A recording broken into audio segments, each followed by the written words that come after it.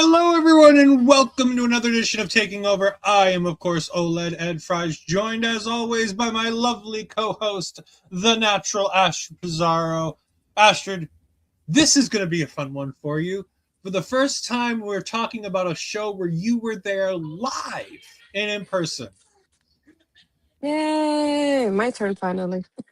I'm saying, this is normally my room. Yeah. I get to go ahead and talk about wrestling that I was at live. Yeah, it feels weird seeing it from the other point of view rather than the point of view that I was watching, so it's definitely something to get used to. And by the way, point of view is still a Sunday show, even though we're talking about a point of view here. It's still a Sunday show, so don't worry, we're not changing. But no, of course, you can find all of the MLW stuff here very easily at MLW on everything. Major League Wrestling, been here for a while. This is the 8th Battle Riot. But before we get into the Battle Riot, Ashley, we do have to talk about one other thing that happened in the last week since we've been off the air. The Super Bowl happened, and we're not going to talk about the game because Lord knows I don't want to talk at all about that. But I wonder why. Shut up. Anyways, I do want to talk about the halftime show, Ashley. So go ahead. Talk to us about the Bad Bunny halftime show.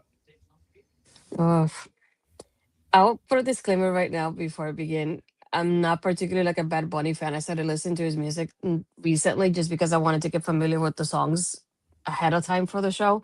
So it's not somebody that I listened to for ages or anything like that. And I'm not a reggaeton fan, which is what his genre is for the most part. But I can tell you that listening to the music recently, I've enjoyed his most recent album because it's more about the culture of Puerto Rico and like bringing up our traditions and the issues within the island and things like that. And I like the way that he brings up the topics that he brings up. So I enjoy that album a lot better than the previous ones. And I figured he was going to sing most of the songs from that album because the most recent one to begin with. So why not get familiar with him ahead of time? I've heard bits and pieces because of TikTok. Obviously, that helps a lot. We hear like tidbits here and there, but I haven't heard the songs like entirely until like recently. And I'm glad I did because that way I enjoyed it a lot more because I was able to really listen to the lyrics ahead of time and pay attention to what he was saying before the show happened. And I'm not a football girly. A lot of people know that the only sport I really watch is wrestling. So I was only watching for the halftime show, to be honest. And at the same time, thinking about you watching the game at this. So that's the other thing that was going through my mind. But watching the halftime show, it feels so surreal to see that representation of my culture on screen. Just thinking of like how such a small island is making such a big impact, whether it's positive or negative, because people are still talking about it even today. So it just made an impact whether we want it or not. So I enjoyed watching it. I love like not only the dancing to the music, but listening to the lyrics and seeing so many people just referencing later and processing what he was bringing up to the plate. And when people don't realize it, like thinking, you see the people in the boxers, the way he's walking at the beginning, see the a person selling coconuts at one end, the piraguas, which is the shaved ice, which is something very common in Puerto Rico. So many things that are so part of our culture is the best way I can describe it. So popular too. At one point, he's talking about the with one of the songs about the issues with the power in the island because at this point, the island since I would say Maria, I believe it was, they had a lot of power outages to the point that they have to use like solar panels to be able to have power throughout the day as backup. So to be able to use his platform in those minutes that he has and that it take that time to not focus on himself but on other people as well. Um, I was surprised seeing Lady Gaga there. I do love the fact that she was matching with the flag, when that flag is a different flag from the flag that the United States sees, I guess, or represents from Puerto Rico. So that's one thing that was really special as well. And Ricky Martin, because Ricky is one of the people that crossed over to put from the Spanish speaking market into the English market in the US like this. So overall, I still feel emotional about it. I'm still watching it every now and then, just thinking how it was really so well done. As I say, 10/10, no notes. Yeah, I had a lot of fun watching it. It was, I didn't understand almost anything that was said. I got some of the references before You you. would, yeah. I got some of them. I understood the power issues. We've talked about that before. The Yeah. boxing I very clearly got. Hmm. I liked the fact that he made it about more than himself. It Hmm. was, let's get Bad Bunny, to use the wrestling terms. It wasn't to get Bad Bunny over. It was to get over the island and the culture and the people. And I think bringing in Lady Gaga is a great way to do that, because she's absolutely somebody who can help bridge the culture gap. Plus, it's got to be a cool moment for him working with somebody to the level of a Lady Gaga as well. Like, she's not a small name in the music industry by any means. Hmm. So it's like, it was fun to watch. I enjoyed it. It is the most watched Super Bowl halftime show by viewers ever. Shut up, SGG. Not putting those up there. Not even. I appreciate that you're done after one, which I greatly appreciate, because that's more than I in the Discord chat for the POV. Yes, honestly, Domingo didn't help me one bit in that one. He was just going, and I was like, "Yep, yeah, no, I'm done. Not even going to try." Oh. Yeah, I've loved watching all of the reaction content from people being like people like our own Jose, who's talking about how he had, 3 generations of Puerto Ricans watching that moment, and the the impact it had on him. Queen of the Ring talking about how she was crying during the whole performance because of its representation, and as we've said countless times on countless shows, how much representation matters when it comes to something like this. And not only this, but in everything, it matters. Bad Bunny is now the first ever artist to have an entire album in a foreign language to win a Grammy for Album of the Year. Like, that may be bigger than 135 million people watching you during the Super Bowl. It's winning that Grammy, because that's a big one. And so it's the ability for him to be so massive and still be so real and relatable. Everyone wants and needs to feel seen and represented. That's why we love professional wrestling, because everybody is represented for the most part in professional wrestling, for good or for bad. Trust me, there's a lot of bad representation on the show we're talking about tonight. That being said, Astrid, we should clarify that this is not an event that you paid to go to. This was indeed a media opportunity kind of thing with MLW, where you were given the tickets from MLW, which we greatly appreciate them, letting you attend the show and get to enjoy the show and letting us get to talk about the show. So again, we definitely want to go ahead and thank MLW for the opportunity. We're going to talk about a couple of dark matches, because no. They're not paying off Hollywood Astrid. Trust me. I've seen the names. I've seen the notes. There's no paying off of the natural on this review. We will talk about the matches that were taped, either dark matches or fusion matches, because there are 7 of them. Because I was like, I had seen so for clarity, this happened about a week before the YouTube broadcast came out. So Asher was sending us pictures and videos throughout in the Discord chat throughout the show. So there are matches that I knew, and I was like, oh, I want to talk about this match, and I want to see this match, to find out that they weren't on the Battle Riot card, and the Battle Riot card is 2 matches. 2. Mhm. So to make this a full episode, we're going to talk about everything else that Astrid experienced along with it.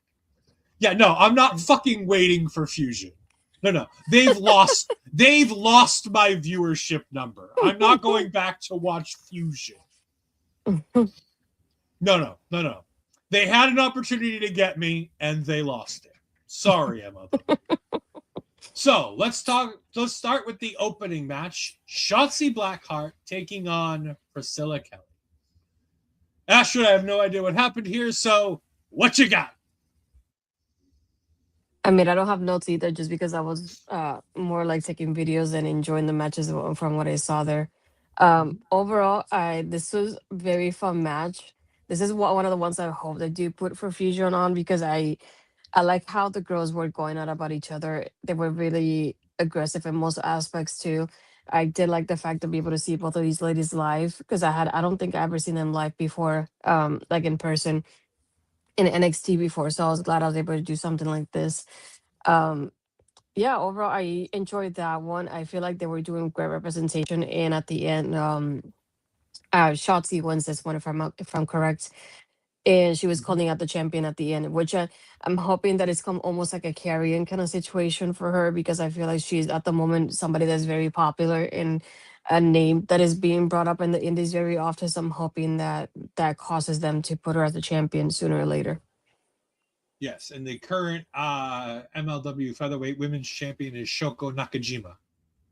So that will be an interesting matchup for that. We then had another women's match. Scarlett Bordeaux getting back in the ring. Let's not get it started on Shotzi. Let's not and say we did. Scarlett Bordeaux taking on somebody who we've talked about on the show, I believe, before, Leah James. What you got, Astrid? Yeah, this one was another one I hadn't seen any of them live in person either, but I was very curious about how Scarlett was, just because we know she doesn't have a lot of experience, but she's one of those people that is willing to learn and willing to put the work out there, but she's not often given the opportunity to do so. And I like the match. It just felt like I wanted Aaliyah to do a little bit more than what she did. I'm glad to see Scarlett growing the way she's growing. So I'm hoping that MLW just give her more opportunities to get that experience in the ring more often with people like Aaliyah, who do have more experience that she does and can help her out in the ring as well. So for me, that match made sense in that aspect of it, that we have as somebody with Aaliyah's experience there to be able to help Scarlett at the end. Scarlett does get the win at the end here too. I think the only time she had also at one point a little part with her gear that just came off as she was stepping on it, and I was like afraid for her, because I'm like, please don't step on it, and all of a sudden you slip and you miss whatever you're supposed to do at that moment. But I'm glad she did it. She was able to take that moment really quick and just kind of like yank it off and remove it out of the ring, so it helped out in the end for her. Um, I understand. It's like I wouldn't have put Scarlett to win particularly though, because of her experience. But at the same time, Aaliyah is probably somebody that it's not signed to MLW at the moment. She was just somebody that local, because I see her more often in Orlando. So it makes sense for Scarlett to get the win at the end. But again, like I said, it's like I like the fact that she's getting to have that experience. It's not a lot of places that are willing to give her that spot. Yeah. We're just gonna talk about this match in the broadest of senses. Austin Aries defeated Trevor Lee. Okay, so this is, I don't want to say tough, but it's just the fact that I'm not an Austin Aries fan. I used to like him until he started doing Nobody his is. stuff Nobody is. before. I was before when he was in TNA and like things like that, but not anymore. Um, so it just felt like he was kind of like slow at first for me, and then I feel like he kind of picked up from there. I did like watching Trevor Lee though, especially because I seen him as in NXT as Cameron Grimes. I'm glad I was able to see him more often here, and because we had him for this one, we also had him for the Battle Riot, just like Austin Aries too. But there's so many moments that I was just hoping for that moment. Oh yes, he's still being used. um, Heavily being yeah. used. Mm-hmm. If I was he's just not in hoping. the ring, he's on commentary. Yeah. The only thing is, like, I feel like there were so many moments that Trevor, I feel like, was so close to winning, and I was hoping that would pick Trevor to win. So that was the only downfall for me in this match. But I like how they went a little bit slow when they started picking him. I like the moments that they kind of do mock each other because Austin likes to go. You know how he does the pulse on the rope, on the top rope, and at one point Trevor Lee does it to him back as well. So they had a good back and forth. There was a lot of close calls during this match that really had me here. But I was just hoping that Trevor would win at the end. But I believe Austin did, if I remember correctly. Austin Aries did indeed supposedly win this match based off of the footage that I'm using. Speaking of another match, we're just going to briefly talk about in the briefest of terms. The Good Brothers finally a decision we can agree with. The Good Brothers defeated Gallows, made up of Joe and Mark Coffey in this match. Yeah, that was another one that I'm not particularly a fan of Gallus. I don't like, not even personally, but their style either isn't my type of style. So I feel like I never like really meshed with them in that aspect. Um, so I definitely would have picked the Good Brothers over them either way on this one. It just felt like they're getting that momentum towards the tag team championships, and that happened at that there. And I think we had Dijak and Bishop, aka Baron Corbin, on commentary for this one too. So it was interesting. They did. I don't remember they cut a promo, but I remember they had a microphone, and all of a sudden, Dijak and Bishop made it seem like they were about to leave, and they actually, when the Good Brothers turned around, they attacked them from behind. So I did like the setup for a future title match happening there, though. Yes, we do have the tag team championships of the Skyscrapers, Bishop Dyer and Donovan Dijak. So yeah, their previous match was a no contest at the previous show, so there will obviously be a rematch coming. There will indeed. Probably, it didn't happen at the Fightland show in Chicago that I know of that happened on the 7th. Because I feel like we would have heard something about that. So I'm going to assume it's going to happen at probably Lucha Apocalypto in March. We then move on to one of the matches that Astrid says she's dying to have me see, which is Diego Hill taking on and defeating Adam Brooks. So this one was interesting for me because I didn't have knowledge about either one of them going into this. I remember when I posted about it, Jamie from Pioneer Magazine, who's a friend of the channel, he messaged me. He's like, "Oh, you're gonna see Broski," and I'm like, "Sure, we'll see." Well, I'm getting familiar with everybody in the card, and Diego's very interesting for me, particularly because he came out and I like the crowd didn't know who he was. It seemed like because the crowd was very quiet at first, but as the match kept progressing, I feel like they kept cheering on more and more for him. And I thought, okay, the people are connecting with him now, so they're definitely going to cheer on a little bit more for him at the Battle Riot because that's definitely what we're going to see later. Yeah, like Bobby's saying, Diego's like flippy, but he's in Sal with his when he makes it look unique. Adam is more like that tough kind of guy. He reminded me a little bit of like, it's gonna sound funny, but it's like if Tyler Bate and Hammerstone had a child, and that's Adam Brooks because he looks kind of similar to both of them to me. So it was interesting watching Adam. He's a little bit more like kind of like the slower, kind of a more aggressive side of it. So it was very interesting to see both of these styles being combined here and going against each other when they're total opposites of each other. But I did like both of them. That's why I'm hoping that they're put this later on Fusion because I think that was an interesting mesh of styles with this match particularly. But it was an introduction for me for both of them, and I think I learned later on. I think Diego Hill, he's Hispanic or at least Puerto Rican, one of the two. I'm trying to remember. Um, so yeah, it was very interesting watching him wrestle for the first time. So that's why I was looking forward to watching him in the Battle Riot later because I knew he was a part of it. And our next match is Carolina Cruz taking on Zamaya. And I just have to say, I didn't know who either of these two were, so I just started looking things up. And I'm sorry, but how have we never seen this person on any of our shows before? Because I need more of this in my life. I haven't seen her work. I've seen nothing but a couple of photos. This reminds me of Bull Nakano. I want more of this. Astrid, tell me about this match. So I felt the same way as you did because I knew Carolina from before from the NXT stuff, so I was looking forward to watching her. But I hadn't heard of Samaya ever before. I loved her look and her theme song and everything. I feel like she looked so badass.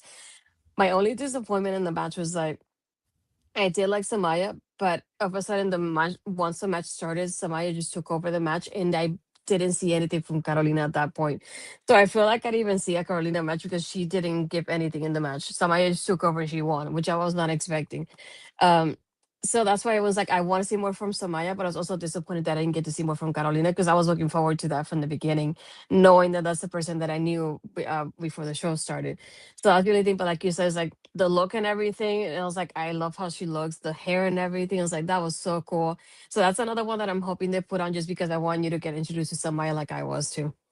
Yes, I will find that one. And of course, our last match, and most likely the big match out of these tapings, was indeed Alexander Hammerstone defeating Bishop Dyer. Yes, this one. So I was very torn about this because I like Hammerstone, but then I'm not a fan of a champion losing the way having Bishop lose in this match, especially when he's a tag team champion and Hammerstone doesn't have a partner either. So that was another aspect. I think I don't remember correctly if Dijak was at ringside or at one point he came in during this match. But yeah, there was some sort of distraction where Dijak came in to like try to help out Bishop, and the Good Brothers attacked Dijak, so that caused Bishop to get distracted, which at the end it helped Hammerstone, and that was more of like that ending sequence. I like the match. I just wasn't a fan of particular like him losing the way he lost. I understand there's a distraction, so at least you're like, oh, he took advantage of it, or whatever it is. But still, you have your tag team champion losing to a singles competitor who it's not gonna go for the tag team championships anytime soon. I feel like it would have made more sense if like one of the Good Brothers was in the match and then he lost to one of them and going forward with the storyline there. But interesting to think of like how Hammerstone's going to get involved in this with after that pinfall being there. I'm not sure. That was the only part of it, but I liked it because it was a second week in a row. It's good to see Bishop Dyer for me. So chef's kiss. Yeah. And now we move on to what is on the official YouTube broadcast of Battle Riot 8. We are introduced to this by Joe Dombrowski and Tom Lawler, which made me sad because I don't like having to listen to Tom Lawler. I don't. Really? So here's the thing. I think Tom Lawler is a fantastic wrestler. I really do. I think he's got charisma. I think he's got ability. I think he's got a fantastic character. I like a lot of the Tom Lawler things. I also like to hate Tom Lawler. He's a very hateable person, just kind of character-wise. No, Tom, apparently, I don't think Tom was in his jorts. I don't think so. I don't think he was in his jorts. But he's just kind of bland on commentary. He's just kind of there.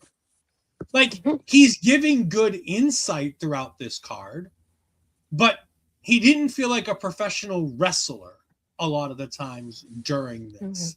His shorts are a bit unnecessary. The one thing I will point out, because especially because Mel's here right now, because I was able to watch it now with the commentary, I can tell you a little bit more. I did like the fact that they bring up Noah on so many aspects during the show. They don't stay quiet about it. So every time I hear Noah this and Noah that, like especially during the Battle Riot when people are coming out, so I'll mention the ones I remember here and there. Every time I heard it, I was like, oh, I think about Mel because I hear Noah here, Noah over there. It's like they were Noah recently, so that was pretty cool that they're able to mention it in commentary too.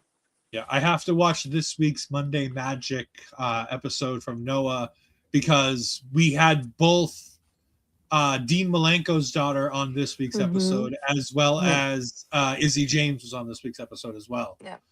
So I'm definitely looking forward to watching that. I will be my tomorrow night's viewing because there's obviously no other professional wrestling that I need to watch tomorrow. So it'll be fine to just watch that. Too much.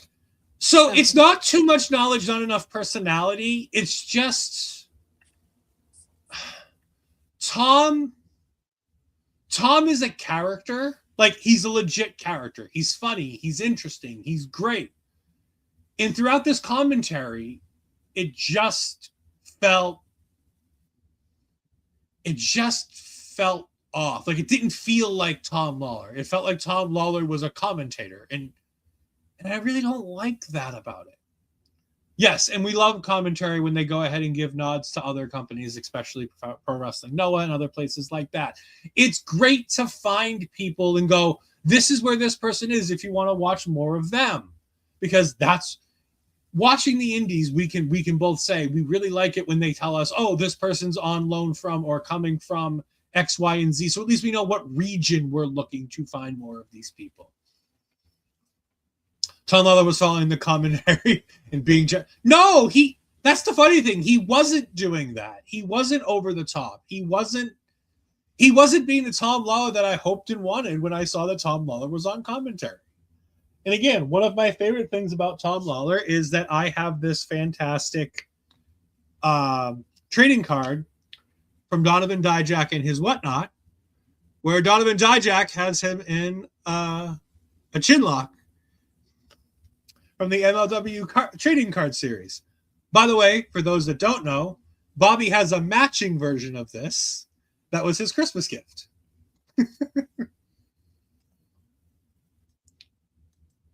No. Hold on. Burger King crown. It's in there somewhere. I can't imagine. Yeah, it's somewhere over there. I don't know. I have to clean the room.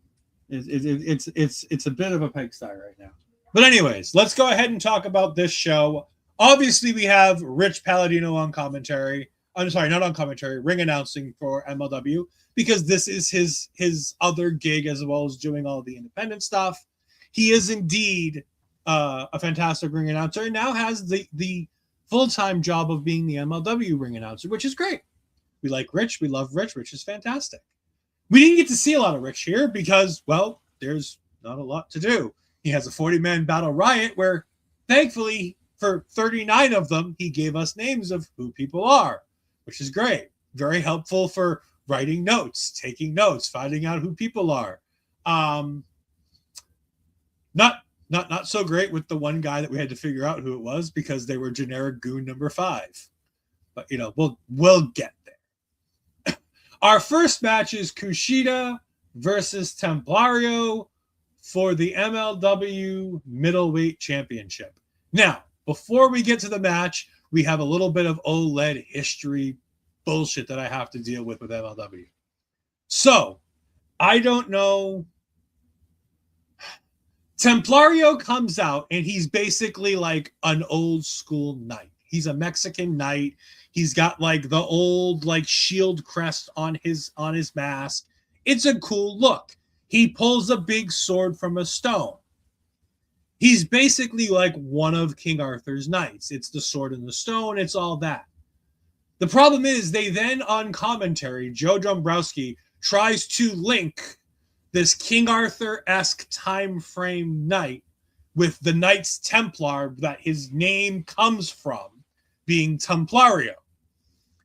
And that's a problem for me because the Knights of the Round Table were not Templar Knights. These are two very different type of knights. This is a problem for me, and I then hated Templario the entire time because fuck you if you're going to screw with my history.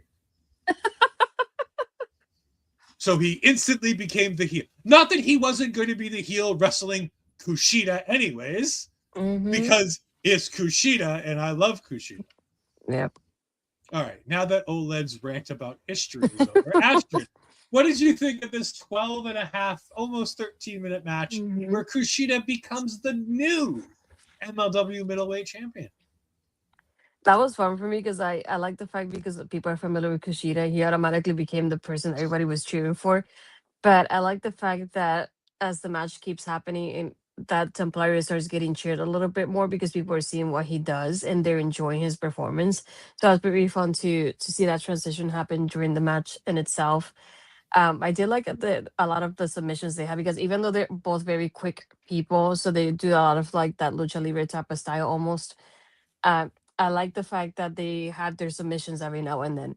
And you see Kushida doing a submission to him and Templario does one a little bit later. So they do have a good mix of what they're doing here. And I love how they mix both styles within the match here.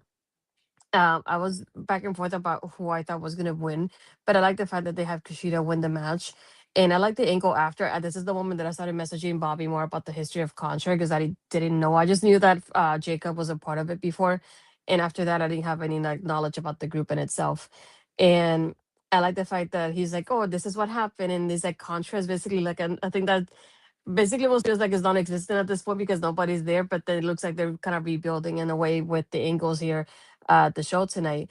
And it happened not only in this match but in the Battle Riot as well. So it was nice to see that progression happening there, and I could get some insight from Bobby during this.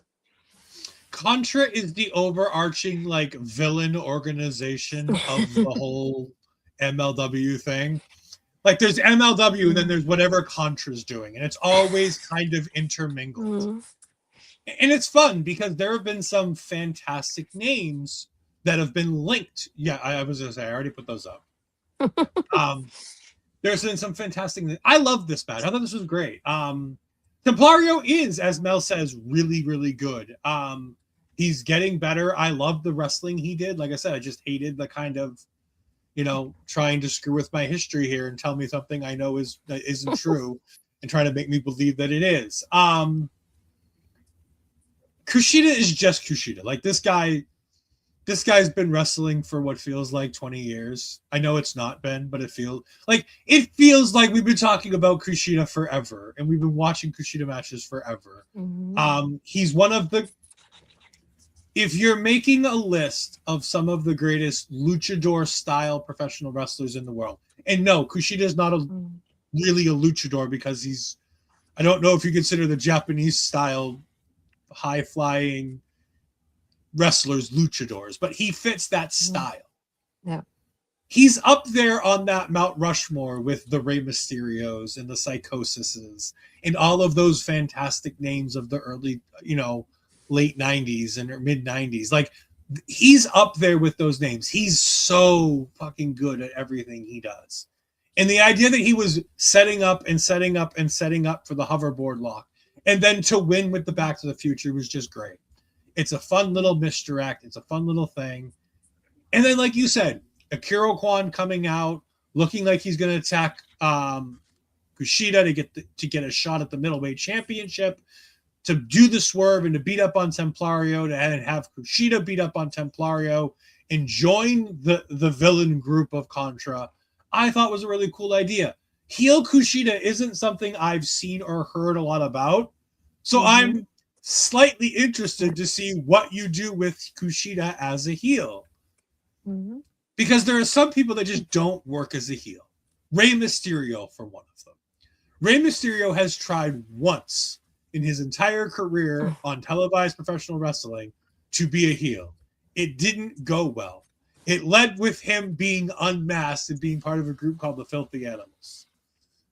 Didn't go well. Late WCW. So terrible it's good. But no, I thought this was a fantastic match. I like the idea of having Kushida take this belt places. Yes, Janai Kai was indeed part of Contra. I think everything. There's been a lot of members of Contra. I'm pulling up a list in a minute. But yeah, no. I think that there's a lot to be done with Kushida coming out of this. And I think there's a lot of fun with taking the MLW championship back to New Japan. With Kushida working with New Japan and things like that, MLW is very happy to allow their championships to kind of go where they need to go and do what they need to do. So I'm very excited to see what happens here and what goes on from this. Do you have any lasting talks about this, Miss Astrid? Yeah, just like you, I feel like I'm very interested to see how Kushida does as a heel. Because like I said, it's just like the fact that the crowd loved him so much from the beginning because they're so familiar with him. And then the turn happening here, it was very interesting to watch. It's like I had never seen Kushida as a heel, so it definitely got my interest after that. Yeah. Speaking more on Contra as we talk about it, former members of Contra include Jacob Fatu, Joseph Samael, and again, Joseph Samael may not be a name that some of us are familiar with, but if you've watched Ring Respect Radio and you've heard Bobby glowingly talk about Jacob Fatu, you know that Jacob Fatu went very few places on the independent wrestling scene without Joseph Samael. So Davari was also a part of this group, now in Ring of Honor as part of the Mark Sterling group, if I remember correctly. Minoru Suzuki was a part of Contra. Janai Kai is a part of Contra, was a part of Contra. And of course, now Mads Krügger is indeed a former member of Contra. Both Jacob Fatu and Mads Krügger were the leaders of Contra. It's obviously now under the leadership and guise of Ikuro Kwon. And if you want to know more about Ikuro Kwon, you have Bobby has an interview with Ikuro Kwon on the Local Establishment YouTube channel that you can go ahead and check out. Bring Respect Radio did a fantastic interview with Ikuro Kwon. 2 interviews. I lied. It's not just one. It's 2. There you go. Current members of this faction include Kushida now. And they brought back Babathunder. Babathunder is a WWE name. And of course, Simon Gotch. And you'll recognize Simon Gotch from many shoot interviews talking about Enzo Amore. Oh, also he worked in NXT as part of the Vaudevillains. But you'll most know him from the shoot interviews yelling and screaming about how terrible Enzo Amore is. By the way, he's not wrong. Enzo Amore is awful. All right, Astrid. 40-man Battle Riot. Are you ready for this? All right. I am going to go ahead and at first I'm going to give the entry order of every competitor in this match. This is going to take a minute, folks. Please bear with me. Killer Kross, Matt Riddle, Big Trouble Ben Bishop, Doc Gallows, Cha-Cha Charlie, Joe Coffey, Diego Hill, Mads Krügger, Matthew Justice, Paul Walter Hauser Douchebag, Josh Bishop, Paul London, Anthony Greene, Don Gato Tequila, Stallion Rogers, Austin Aries, Alan Angels, no longer with the Dark Order, Adam Brooks, Cody Fluffman, Kushida, Trevor Lee, Ikuro Kwon, Wolfgang, Babathunder, Simon Gotch, the Sentai Death Squad, Jesus Rodriguez, Karl Anderson, Sidney Akeem, Alex Hammerstone, Ricky Martinez, Ariel Dominguez, Festus, Donovan Dijak, Richard Dyer, LJ Cleary, Madman Fulton, Onyx Caballero, Mr. Thomas, Mark Coffey. We can breathe them. Good God, that's a long list. By the way, MLW needs to understand something the WWE figured out. 40-man Royal Rumbles are too long. There are too many people. Don't do it.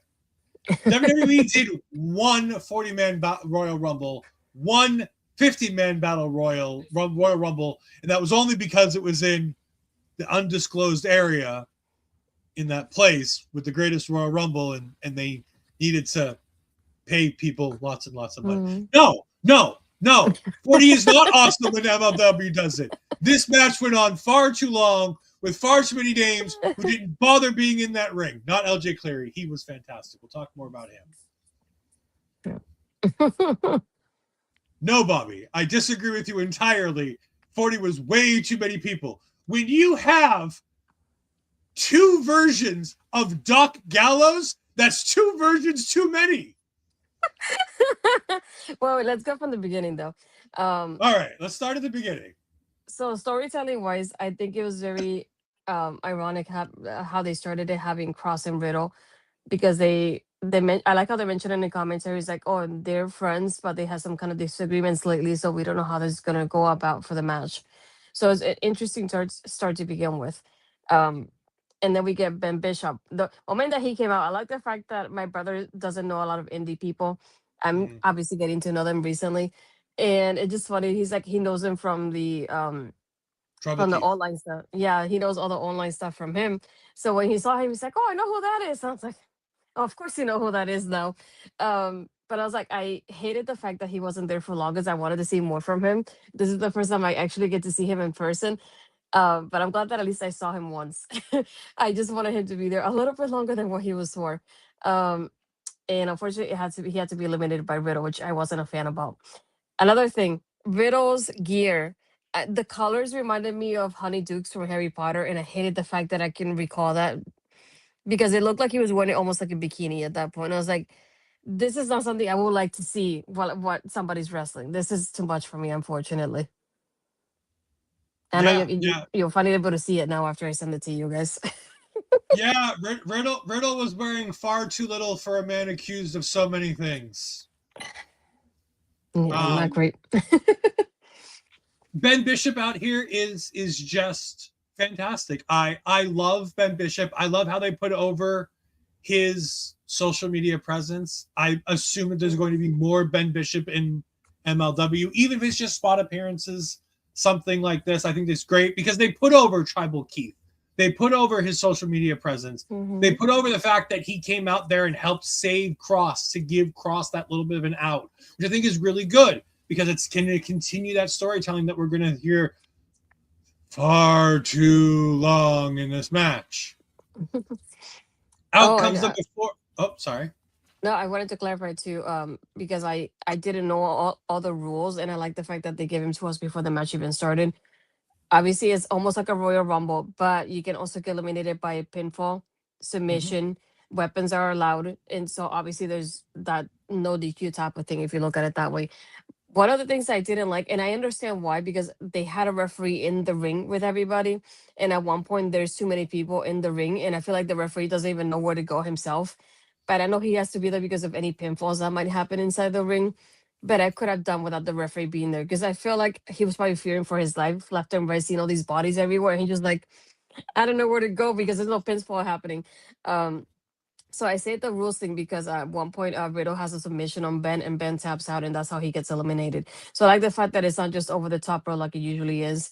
People can bring in weapons as well. So that I think that it was interesting touches from like a usual kind of like Royal Rumble type of match. Battle Riot is a fun concept. The way they do this, it's taken a bit from the Brit Rest. I talked about Brit Rest when I was talking to Stuart this weekend. It gives me that same feel because at least a lot of the Rumble type matches that I've seen in British wrestling have this whole, you can still pin people, you can still submit people to go ahead and do it. And it gives you more of it's not just people just kind of brawling on the ropes and trying to throw people over. Granted, there's only like 3 things that happen that aren't over the top rope eliminations. But I like the idea that there's something more to it. So you can have a submission guy and a small guy who can just get submissions on people and eliminate people that way. That's a really fun and interesting way, and it lets you tell fun and interesting different stories. So where you have a douchebag like Matt Riddle, who's a problematic person, you can let him have 4 eliminations by doing things other than just knocking the guy over the top rope, because he's not the kind of guy that easily gets 4, 5, 6 eliminations that way, because he's big, but he's not as big as guys that are going to be in this match. And they load the beginning of this match with big, huge guys. A Ben Bishop who's 7 feet tall, a Killer Kross who isn't as big as people think he is, but he feels big, he looks big, he gives that impression that he's a big, massive guy. Speaking of big, massive guys, Doc Gallows, the big, massive POS that he is, comes out next. He'll be here for a little bit. We get Cha-Cha Charlie, who is apparently a fan favorite of the local independent scene. Yeah. This was another one that I hadn't seen him wrestle, but I've seen him in a lot of the local posters and graphics on my social media for local shows.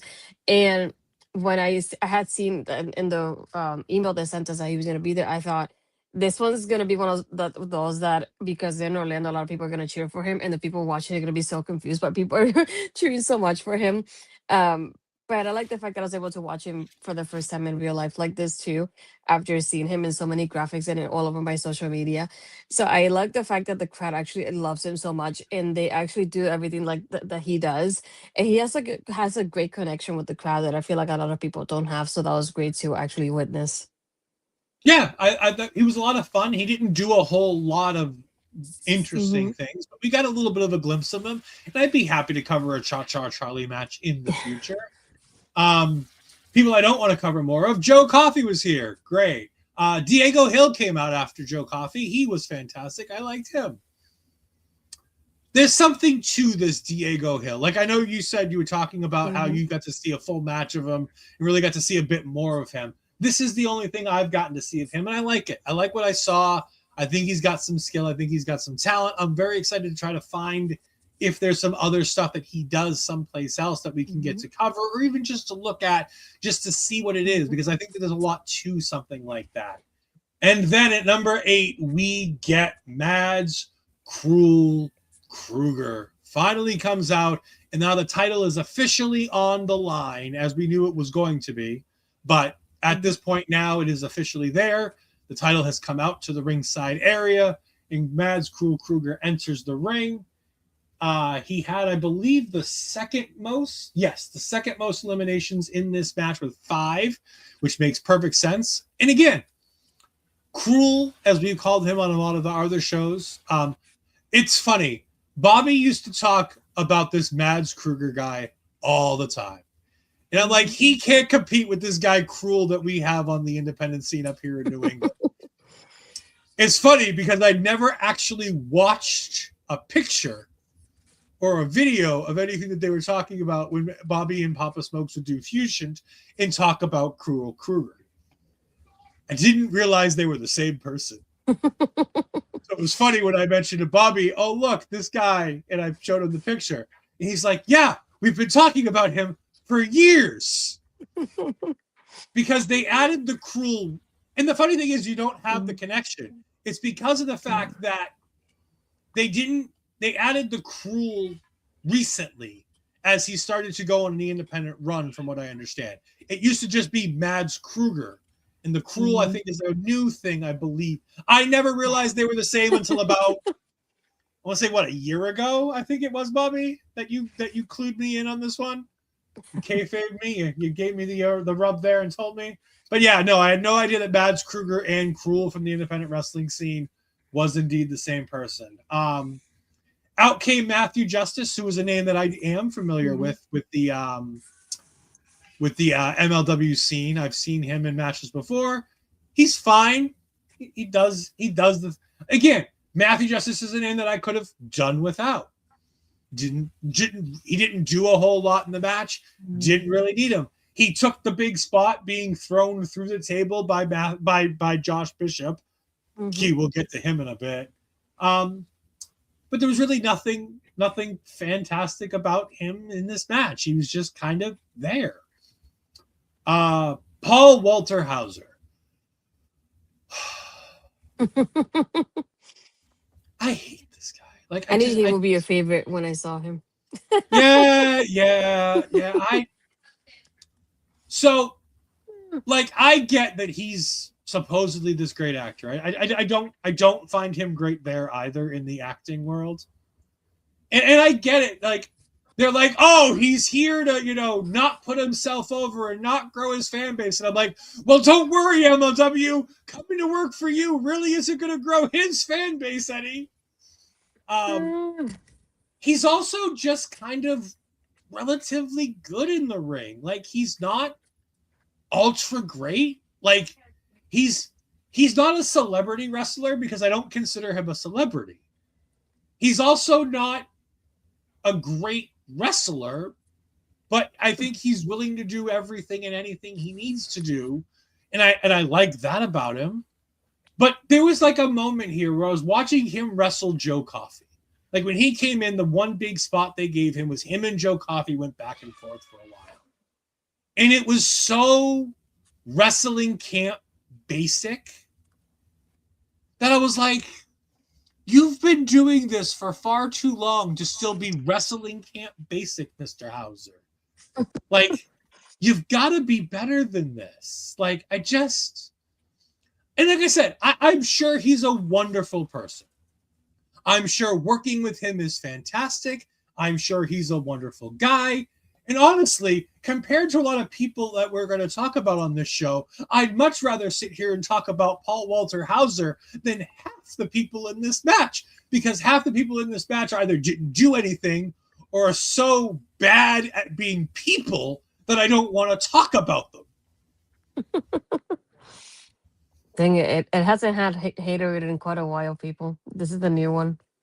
It's also the fact that I wasn't brought to this event, so I don't have to talk about people that I don't want to talk about.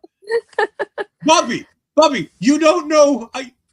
You could be talking about 5 different people in this match, because there's 5 people in this match that I'm just like, you're all problematic and I don't want to talk about you. We've already talked about one of them more than I want to talk about. We've already talked about the other one. He's in one already, and he'll be back again later. Okay, so let's continue with Bishop. Josh Bishop comes out. I was happy to see him. I like him.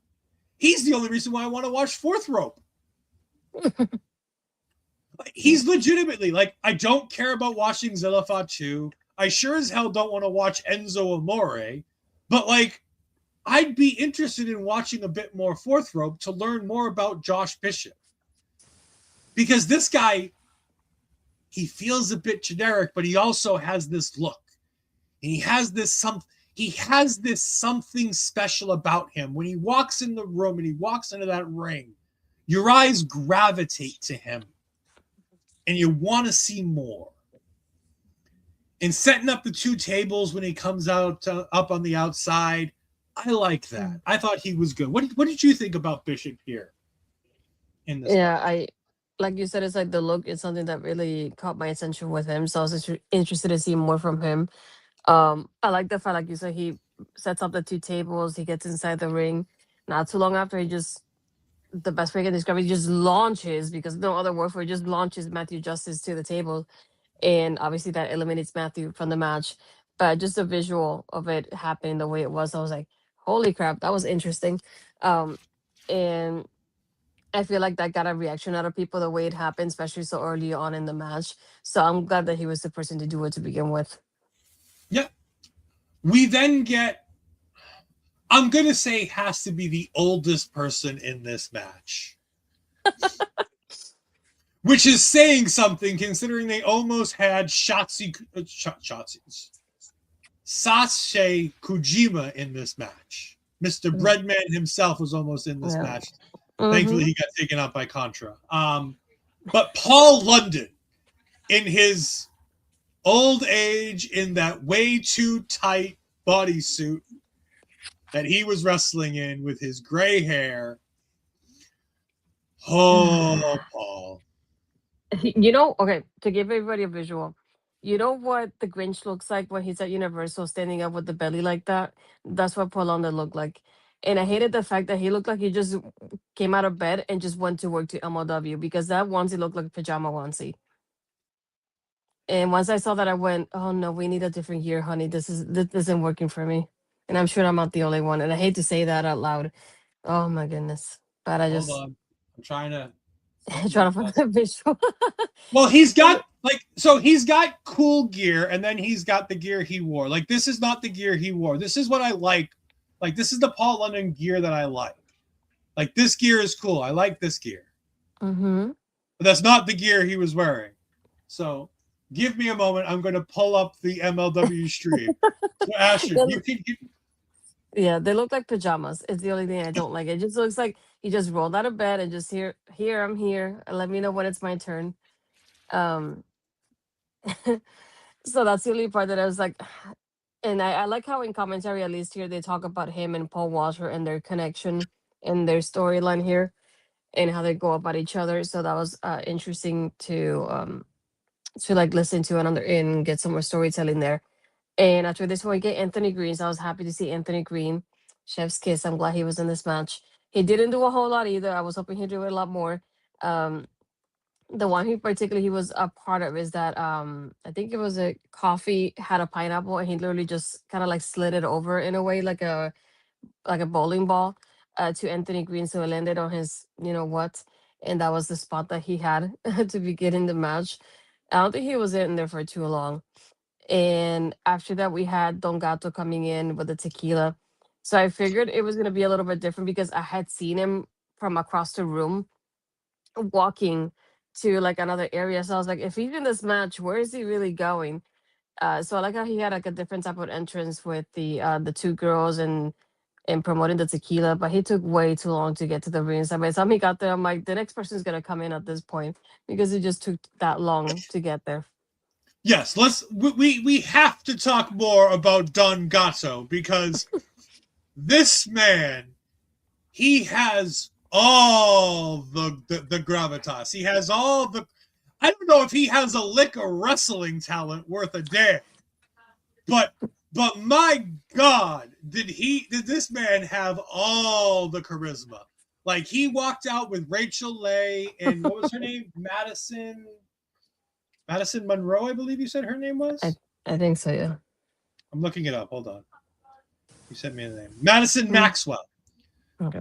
And much like Madison in the MCU, the I and the Y aren't where you think they're gonna be. But no, I thought this was a cool entrance. It felt very ADR, but also like a cool version of it. He has that big, huge, long like tequila ball, like that he can, like, the girls can all take the drink and nobody's like touching it. Like, it's so cool. Like, he's got the drinks on the thing and they all drink the shot, but they're not touching each other. Like, this is a cool idea. And he comes to the ring and he does the wrestle bit. Like, I don't know. Maybe he can wrestle. We didn't see a lot of him here. He was just carrying around the...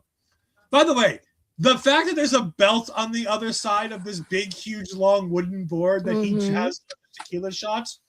Chef's kiss. Love this. I love this guy. He was one of my favorites. Anthony Greene, I agree. Anthony Greene is fantastic. Love Anthony Greene.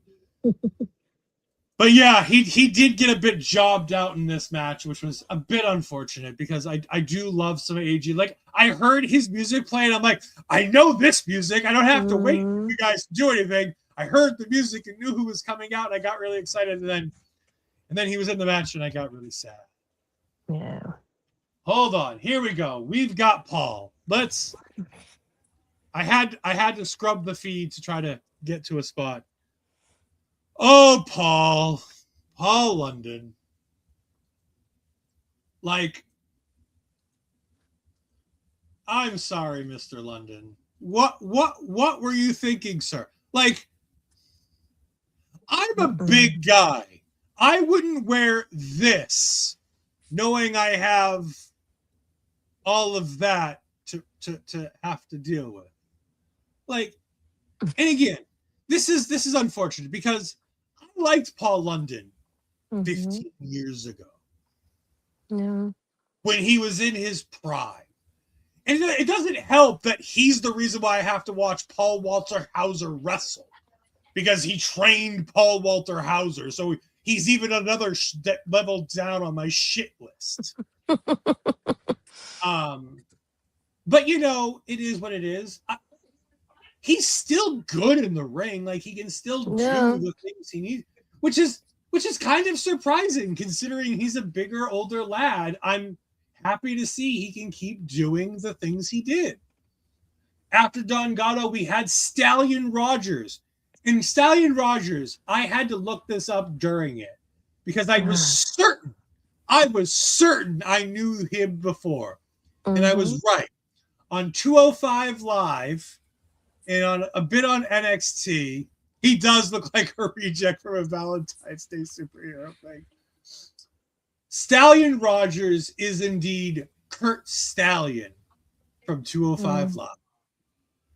And I was like, oh, I liked you until I found out who you were friends with. Yeah, I was gonna say I knew more about him. It's kind of similar to Charlie earlier with Cha Cha Charlie, that I had seen his face in a lot of graphics, and unfortunately, in every graphic that I saw, it was him and the other one that I'm not a fan of either. So, I forgot what they're called. Stallion, something Stallions is what they call each other. Stallion Rogers is his name, and they were the Bro Stallions or the Stallion. Yeah, that's what I thought. I know Bro and Stallions is one or the other one. I forgot which one in what order it goes to. So when I saw him, I'm like, I was kind of glad I saw him the first time, and then I went, never mind, you Riddle's your partner, so you can just keep going. That's fine. And it's sad because I like him. Like, he's got a good look. I think he's got he's good in the ring. He can do the thing. Like, I like him. But he's friends with Riddle, and, you know, is what it is.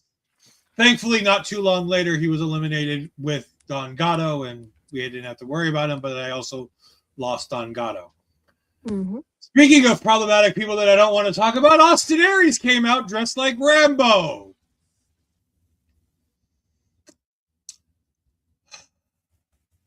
We then had Alan Angels, and this was nice. This was a nice reprieve from a bunch of people I didn't want to talk about. It's always great to see Alan Angels out here in the ring. I like during this one in commentary say, "Oh, too bad he didn't come out as number 5," and I just went, "Don't remind me." Yeah, I hated that. Yeah. But it's nice to see him continuing to get gigs on the outside. Hopefully, continue, because I did like that they made a comment. He doesn't do well with the billionaires, and I'm just like, yeah, that sounds about right. Yeah. We then got Adam Brooks to come out here. But again, Alan Angels and Adam Brooks, other than having a couple of cool spots, they don't do a whole hell of a lot, and they might as well have not been there. Like, I want to see more Adam Brooks, like, in his matches as a singles competitor, but it was kind of a waste here because he didn't do anything and got eliminated by Austin Aries. Out comes somebody who I'm familiar with because I've seen interviews with this person. I think he's a bunch of fun.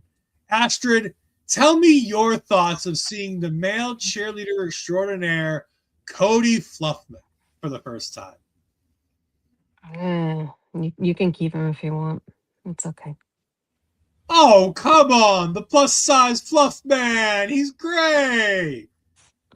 Sure. I could have done without him here. I love that commentary was into him.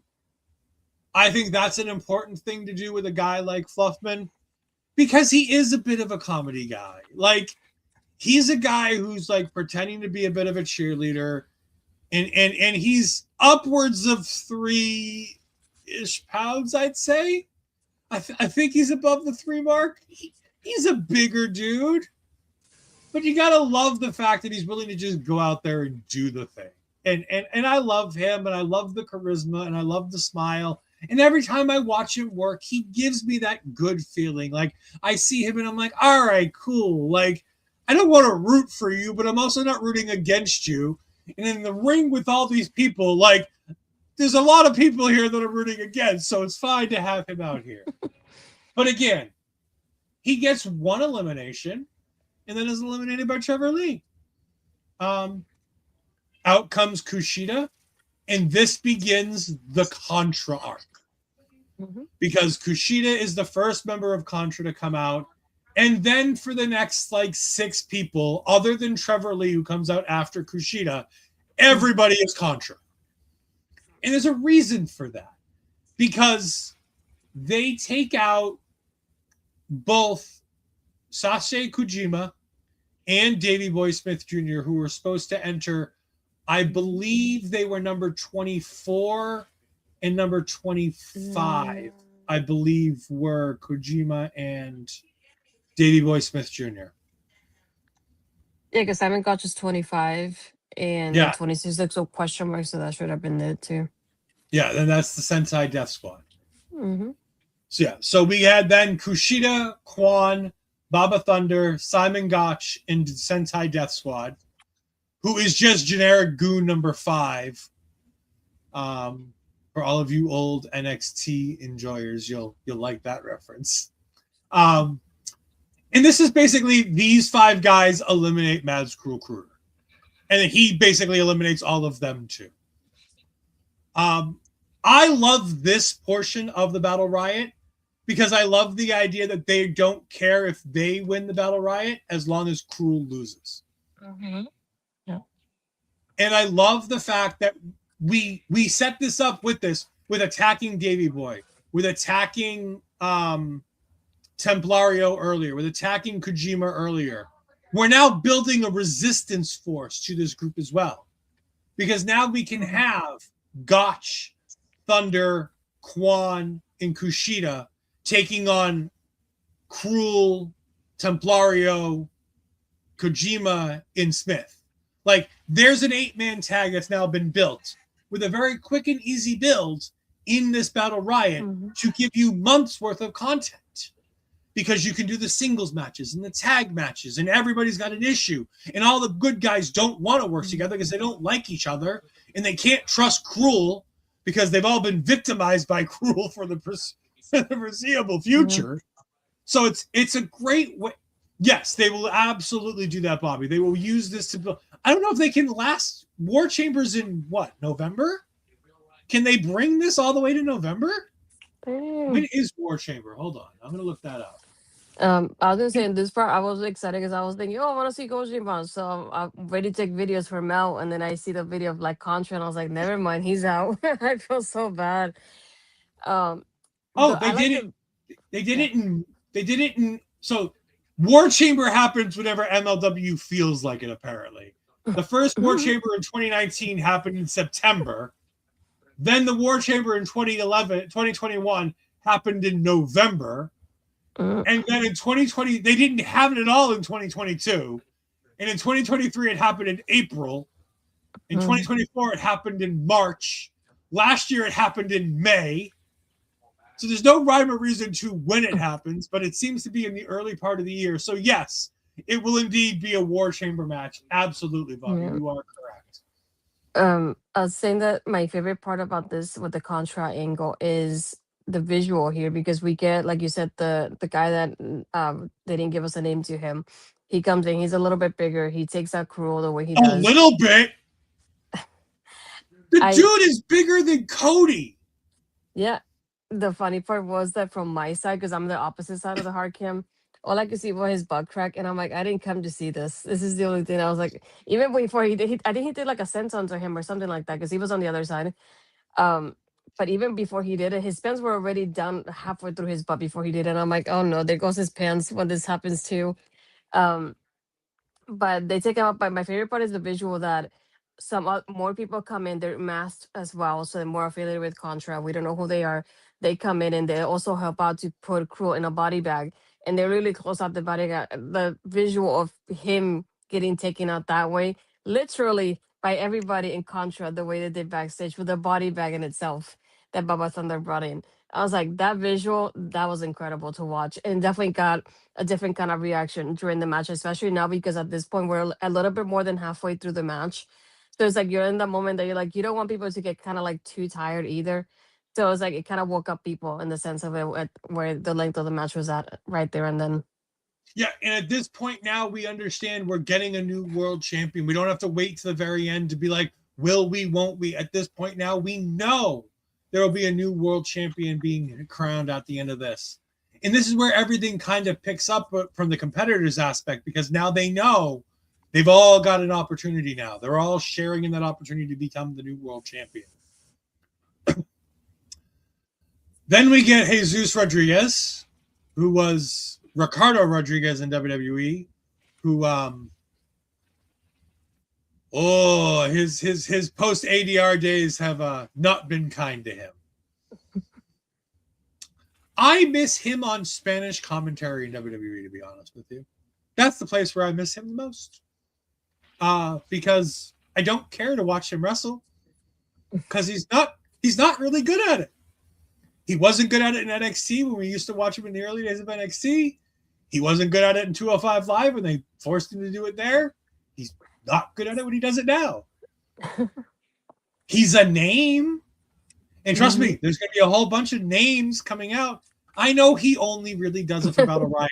The problem is they were like, he just got back from Mexico, where he did a tour of Mexico. And I'm like, why would you subjugate the poor Mexican people to this crap? Just. But don't worry, we've got bigger crap that we're going to subjugate people to in just a little bit. Out comes one of my favorite professional wrestlers for this show. Karl Machine Gun Anderson finally comes out, and I'm very excited. God, I love Karl Anderson. He's so good.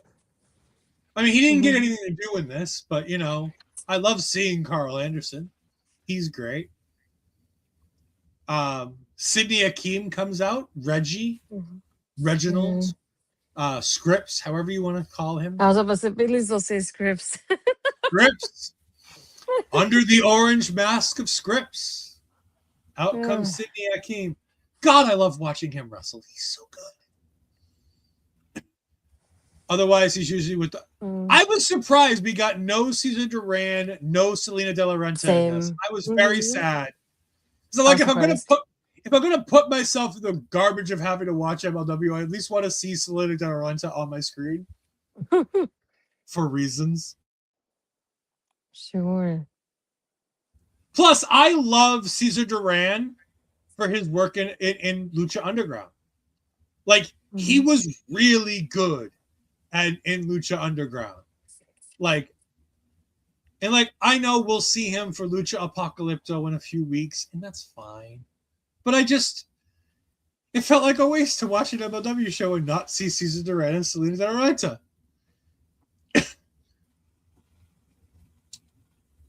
Yes, Bobby, it's absolutely for that reason and none other. Like, no, and I adore Selena. She's the aspect of the joke I'm making about Selena De La Renta is the joke, and it's the reason why most people watch it. But she's really good at what she does with Cesar Duran. Like, the only things I know about MLW recently are the things involving them because I love the goddamn soap opera that they're a part of. Like, the whole soap opera thing from Lucha Underground that is in MLW because of the two of them is one of the best things that MLW does. And it's why I love Cesar Duran, and it's why I love Selena De La Renta, because that telenovela bullshit that they do is chef's kiss. She got knocked up by one of his people's off, supposedly on screen. She got knocked up by one of his wrestlers. Like, it's just so much fun to watch them on screen. It's so great. We get Alexander Hammerstone coming in at number 30 to start rounding out the final 10 competitors of the Battle Riot. Again, we are still 10 people too many here. But it's great to see Hammerstone in here getting 6 eliminations for Alexander Hammerstone, former world champion. Not much you can say about Hammerstone. Hammerstone did the Hammerstone stuff. He was great. Mm-hmm. He looked fantastic. We love Hammerstone. I mean, do you have anything more on Alexander Hammerstone to talk about here? No. We got Ricky Martinez to come out next. A name I'm not familiar with. A name that I probably could have done without.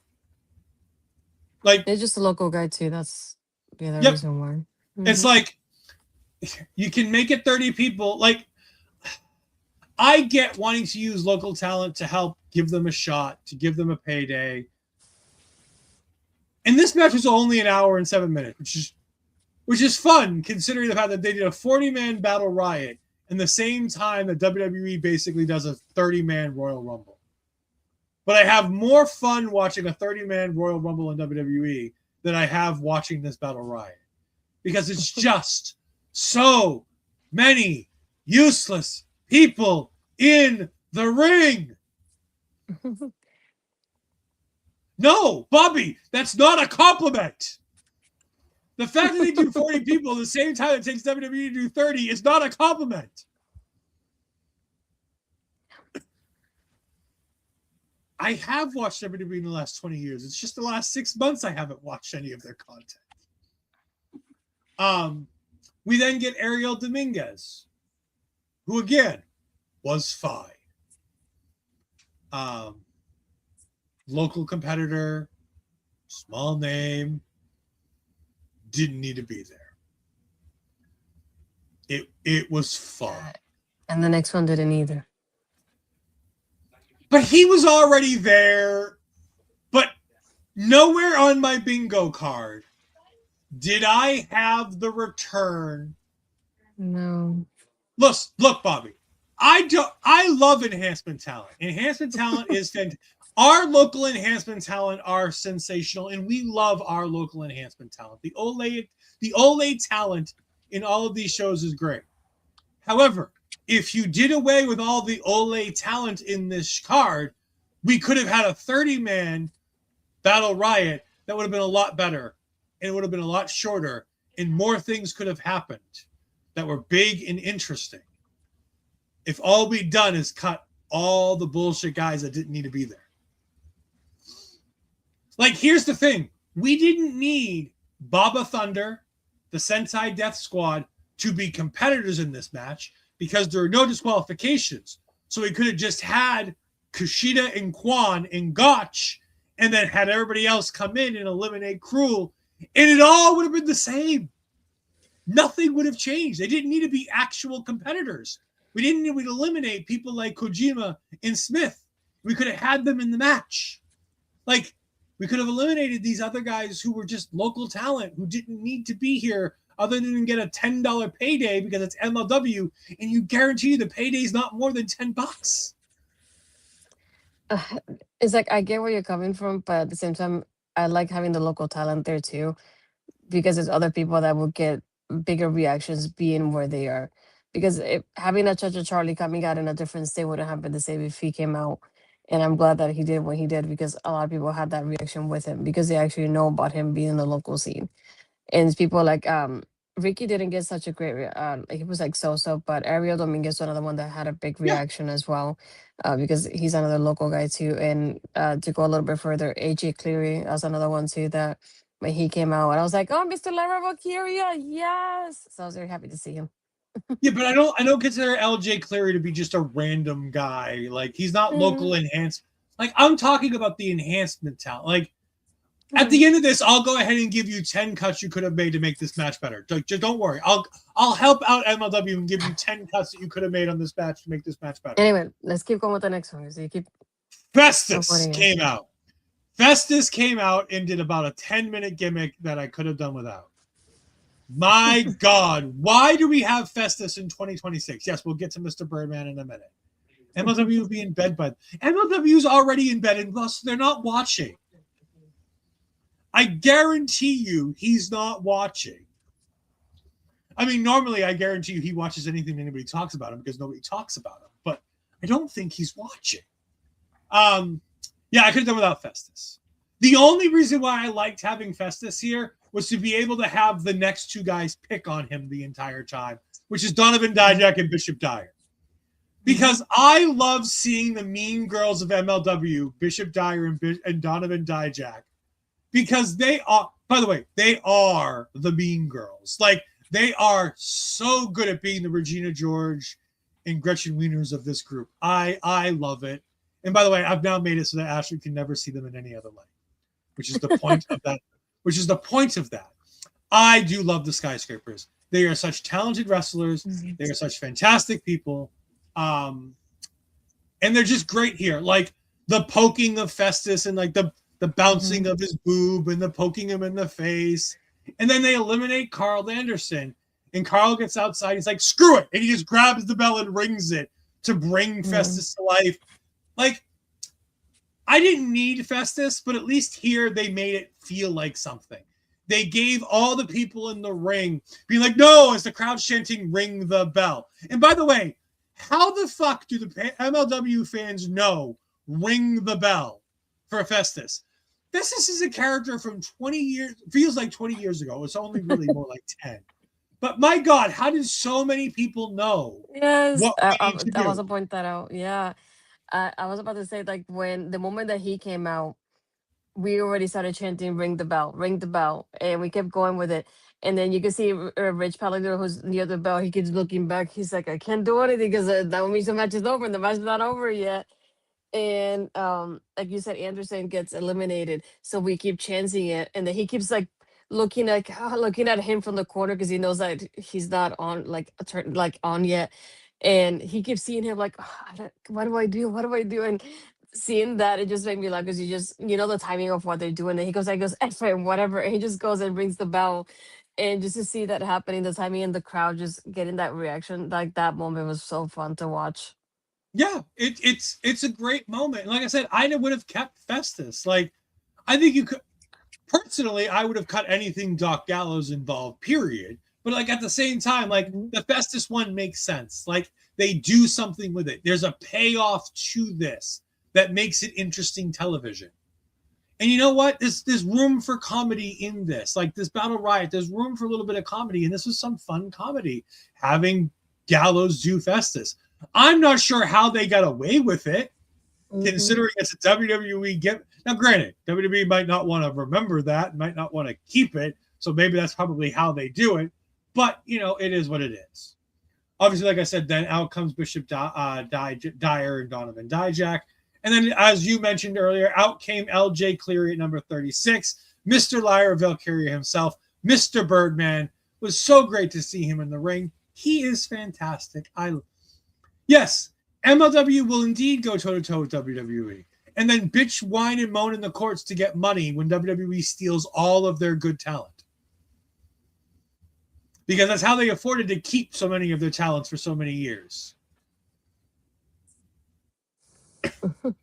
Yes, but they got money. Yes, Bobby. They got money because WWE's lawyers were like, here, we'll pay you to go the fuck away because we'll just take these talents in a year and a half when their contracts are up again, when you run out of the money that we just gave you. Man, we're never going to do anything MLW related ever again. So I hope you had fun with one. I hope you had fun with the one time MLW let you come there. Dude, hater is up at 100 today. That's what it is. I've had the opportunity to talk about so much good independent wrestling that I haven't had a good haterade show in a long time. Yeah. LJ is a decent looking guy. I'll agree with you, Millie. LJ is a decent looking guy.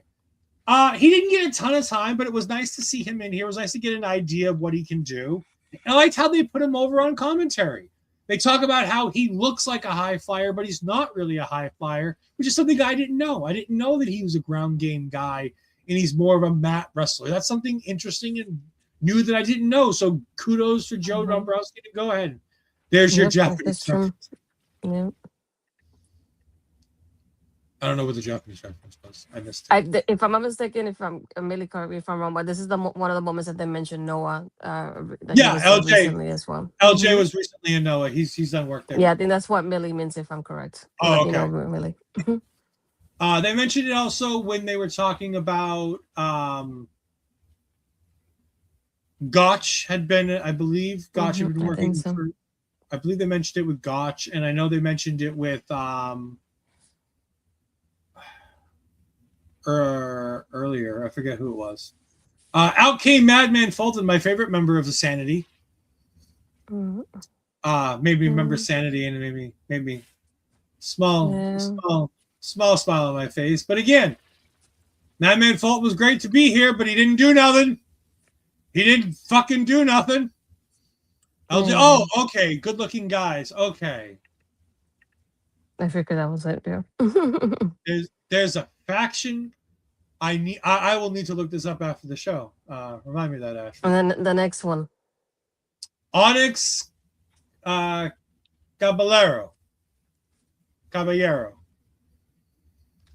Oh yes. Wish.com. I was like, who the fuck was Onyx Caballero? Oh yes, Wish.com Roman Reigns. Oh, Wish.com Roman Reigns. This is one of my favorite parts of the whole show because the moment that he comes out, everybody keeps chanting tribal chief, tribe, and something else to it. And it was just so funny. I was like, how? This crowd had it like already planned out of what they wanted to say to him the moment he came out. And they putting out the ones when every time he did something in the ring. So when the moment that he came out, and then when I saw this again, I was like, this crowd, it just made me laugh so much. Yeah, no, this guy is indeed something to behold. He is indeed. But but they bill him as Onyx the One. That's what they call him at some point. And by the way, I just looked up his social media because I wanted to find a picture so I could show people.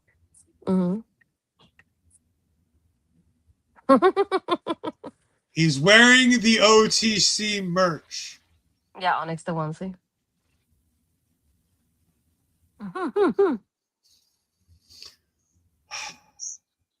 You know, when you've got a gimmick, just go with it, my man. I mean, good-looking guys had Jack Lee, Jack Morris, Anthony Greene, LJ Cleary, and Tadasuke, and Yohei. Okay, I know Yohei. Yeah. I'm like, I know Anthony Greene, I know LJ Cleary, and I know Yohei. Those are the only names for that entire list that I have. Speaking of behemoths, Madman Fulton is huge. Yeah, I would have liked Madman Fulton to do anything in this match. And I mean anything. Out came one of our favorites, Mr. Thomas. friend of the channel. Bobby and Papa Smokes have had him on before. Go ahead and check out episodes of the Video Bros. I don't know if it's on the Our Local Sunshine. I don't think it is. I think the interviews with Mrs. Thomas are probably on the Video Bros network. Bobby will correct me in about 40 seconds when the delay is there. But yeah, Mr. Thomas is a friend of the channel. We enjoy Mr. Thomas's work, and I love Mr. Thomas. He was great here at number 39. It would have been greater at 40, but then we had Mark Coffey come out for reasons unbeknownst to me. We get down to our final 5, which was, if I remember correctly, it was Bishop Dyer, it was Donovan Dijak, it was, for some godforsaken reason, he was number 6, Austin Aries, Hammerstone, and then it was Riddle and Kross. That was your final 6. Hammerstone threw out Austin Aries, and then Kross eliminated both Dijak and Dyer as they were teaming up on him, and then Riddle and Hammerstone were trying to eliminate each other. Kross comes over, bloodied, beaten, and goes ahead and eliminates them both to win the match and become the brand new MLW champion. And I couldn't have been happier to have seen that happen. Good for you, Mr. Kross. He is sensational. Good for him. And the crowd cheered, and it was fantastic. Here he is with Scarlett, battered, beaten, bloodied, and with that beautiful MLW World Heavyweight Championship. By the way, the only thing MLW gets right on a constant basis is the look of these championship belts. I love this squared off, design focused championship belt with a globe in the middle. It's clean, it's lovely, I adore it. But Astrid, something we thought was going to be off the air that turned out to be on the air happened next. Do you want to talk about Kross's promo and what he said during this promo? Yeah, like how he talked about his mom going through cancer treatment, and I believe he said he wasn't sure if she was going to be there. I don't remember if he said that was the first time she saw him like wrestle live. First time she's ever seen him wrestle live. Yeah, and he's like, I like how he just gave the championship to her in the end. I just said, "This is for you, Mama Kross," and then we all started chanting, "Mama Kross." It made me laugh when I heard the clip because it made me think of us when I talk about Mama Fries, and to hear him talk about Mama Kross. Sensational. Congratulations to her for beating cancer. Congratulations to finally seeing him. And I loved the tongue-in-cheek thing where he's like, and I'm glad I won. Like, it's the first time she's ever seen me wrestle live. I'm glad I won. No, this was a match. There were a lot of really good storylines in this, but there was also a lot of wait for it moments throughout this. And by the way, my list of 10 guys that you could take off this match and make it better. Get rid of Mark Coffey. Sorry, Astrid. Get rid of Onyx the One. I don't care. Get rid of Madman Fulton. Sorry, Mel. Sorry, Millie, but get rid of Fulton. You could done without him. Get rid of. I'll give you Ariel Dominguez, but we'll take out Ricky Martinez. Okay. We'll also take out Jesus Rodriguez. Okay. That's fine. We're leaving in the numbers for both Babathunder and for Sentai Death Squad because we're going to replace them with Kojima and Smith. Okay. So I've removed 3, right? I've removed 3 so far? I think so. Coffee, Onyx the One, Fulton, and Ricky Martinez. That's 4. Jesus Rodriguez is 5. Yeah, Jesus Rodriguez is 5. We remove Wolfgang. That's 6. If you're seeing a pattern here, don't worry. We're going to continue that pattern. We can remove Cody Fluffman. That's 8. We can remove Austin Aries. That's 9. We can remove The other coffee. Joe Coffey, that's 10. And if you really, really, really want to get into it, we can also remove Matt Riddle. We can also remove Paul Walter Hauser. We can remove Paul London. Like I'm saying, we can remove at least a good 10 of these people and have lost nothing from this match. If we remove the 10 people I talked about, we remove nothing from this match. Zero. I don't think there's a single elimination amongst them all. Like, that's the funny thing. I don't think if I remove all 10 of them, I don't think there's a single elimination in all of them. I think coffee. One of the coffees eliminated somebody, but I can't remember. Did they? Who. Hold on, let me pull up the Wikipedia again. I'm trying to remember. I feel like one of them did something. I don't think so. No. I don't see it here, but I might have missed it too. But I feel I'm sorry. I feel like there's one elimination. Joe Coffey eliminated Anthony Greene. I was gonna say I knew it was one of the coffees. I just didn't recall which one. Yeah. But to think about that, I just removed 10 people from this match, and I removed one single elimination. And by the way, you can have him eliminated by somebody else in that match. Yeah, but I will keep like people like the Ariel Dominguez, and the Cha-Cha Charlies, because at least you get one of those like local people being there, and they got a reaction out of the crowd. I feel like Ricky was so. I thought I'm like. When it came to that one, LJ got a reaction as one. Other people have seen him a little bit before too. Onyx had a reaction, but it's because he looks like Roman, not because people know him. It was just because of the lookalike situation. So those were the ones for me that I feel like out of the more like local guys that I feel like really stood out for me here. I think that's pretty much it that I can recall. I will leave obviously the Ellen Angels, for example, and the Anthony Greenes. You need people like that people know, so that way when they come up, people get to cheer for him and give a reaction out of it too. I will also keep people like Diego Hill, again, like a younger name that it's nice to see. And like you said, we had seen him a little bit earlier in the night, so at this point, people got a little bit familiar with him, so he got a better reaction when he came out during this. Yeah, but like I said, I removed 10 people. I removed a single elimination, and I did. And the funny thing is, all of the names that you just mentioned, I left all of them in. Mm-hmm. Like you can leave in a Cha-Cha Charlie, you can leave in an Ariel Dominguez, and you can still. And again, yes, I removed four or five names that MLW would never remove, because they're bringing in the coffees because they're a name. We don't like them, but they're a name, and they're bringing in star power. You know, they're never removing Jesus Rodriguez because, like Bobby says, he's a fixture in this match. They're not removing Austin Aries because for some reason they like him. I don't know why, but they do. So, but like I said, I think you could easily remove those 10 names, make this 30-man match, and still keep in all of the names you mentioned without any issue. Mm-hmm. I hate that they put this up as a YouTube thing with 2 matches on. Because here's the thing. We didn't look at this before we announced it because it hadn't aired before we announced that we were going to do this. Had I known it was 2 matches, I would have skipped it.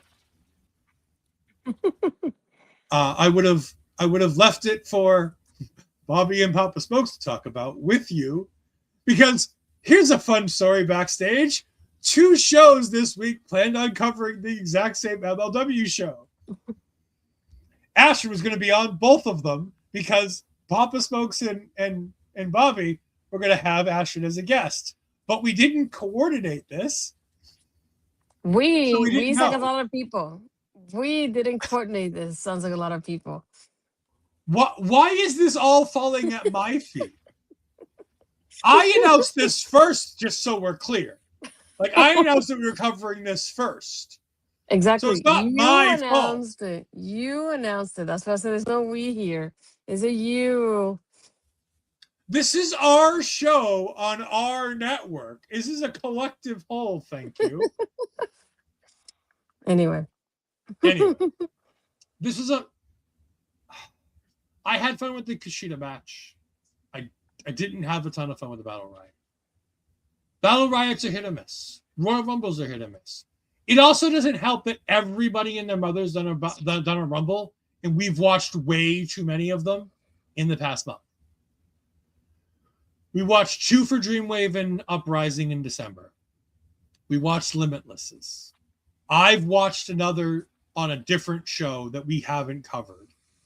And now we watched Battle Riot.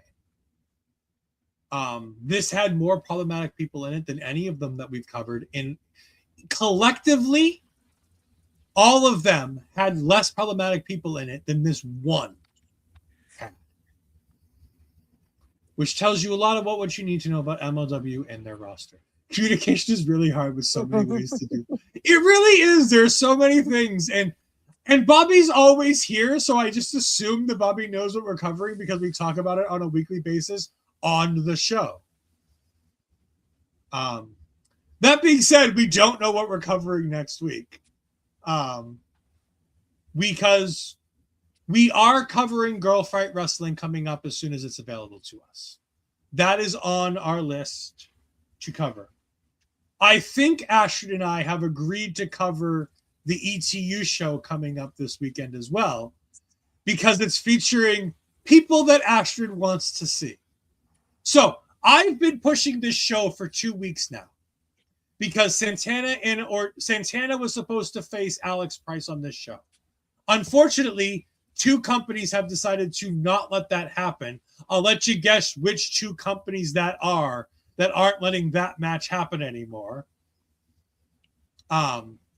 So now we're getting Donovan Dijak taking on Alex Price, and we're getting Santana taking on Murder Grandpa Minoru Suzuki. So at that point, I'm sold to want to cover this card. But I know that that's not quite enough to get Astrid to cover a show. So I just so happened to see last night that there was more going on that I could get to help Astrid cover this show. And what was that more? Well, give me a second to go to my Twitter so that I can tell you, because I forget exactly what the match was. Ah, yes.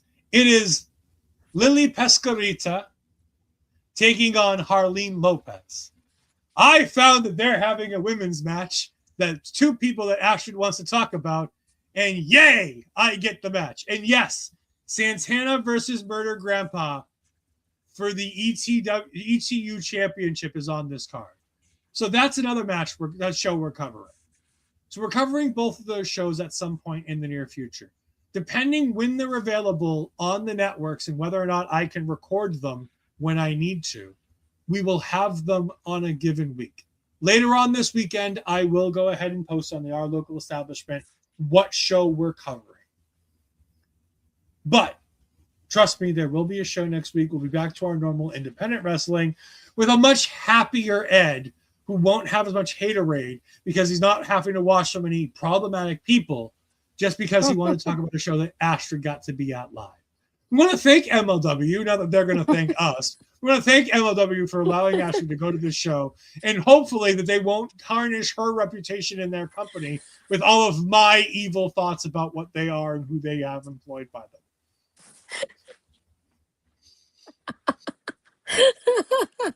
Too late for that. No kidding. Oh, it's way too fucking late for that. Astrid, tell the good people where they can find you. Oh my god. Oh, jeez. Well, this weekend, happy Valentine's Day, everybody. Celebrate your friendships all around. But yeah, you can find me. My Twitter is Astrid Pizarro. My Instagram and Threads Astrid Pizarro 20. And if you're here, you're most likely on my YouTube channel. So hit the thumbs up. Subscribe if you haven't, and hit the bell to be notified. Make sure you see high points, whether it's on my channel or it's on the Our Local Establishment channel. You have to wait at least 3 days or so since from today to at least use it in our stream. You can use it on Respect Radio, on Noah Unleashed. So use your high points. You get to have them, I think, 3 times a week, if I'm not mistaken. So use them. Yes, Millie is very excited. She's going to be she has her own Valentine's Day gift. And I've told her that she makes sure to talk to Matt Raywald and put in a good word for us, that we want to talk to Matt at his earliest convenience for an interview, because I think both of us would be more than happy to interview Matt Raywald if given the opportunity. Of course, you can find me at all the normal places that I don't care about down here. That's fine, whatever. But if you're going to follow us, please just follow our local establishment, all the places here. Ol'Ed Podcasts on Instagram, Threads, X, all the fine places. OLE Podcasts. You can find us on YouTube and Twitch at our local establishment. Remember that we are monetized now. First level of monetization. We are a YouTube partner on YouTube. So if you want to go ahead and send in a super chat to make me say dumb and silly shit, you can do that on YouTube. We're going ahead and paying us. Any comment over $2 or more on a super chat will allow you to type in a message. A $1 super chat has none. And again, that's just if you want to help us, support us, to go ahead and support Ashton with the Canva, Bobby Munson with the StreamYard. There's all kinds of things that go into doing all of these shows, and we would greatly appreciate it. We've had a fantastic time tonight. At least I have. I do miss ranting on a weekly basis, so it was fun to do this. Thank you to everybody here. I want to meet Matt so bad. I hope you get to meet Matt Rearwald. I really hope you do. Hello, Louise. Thank you very much, and I hope you guys have a fantastic Valentine's Day. But for myself, for the Natural Astrid Pizarro, we will see you next Tuesday night. Thank you for all joining us. Goodbye. I am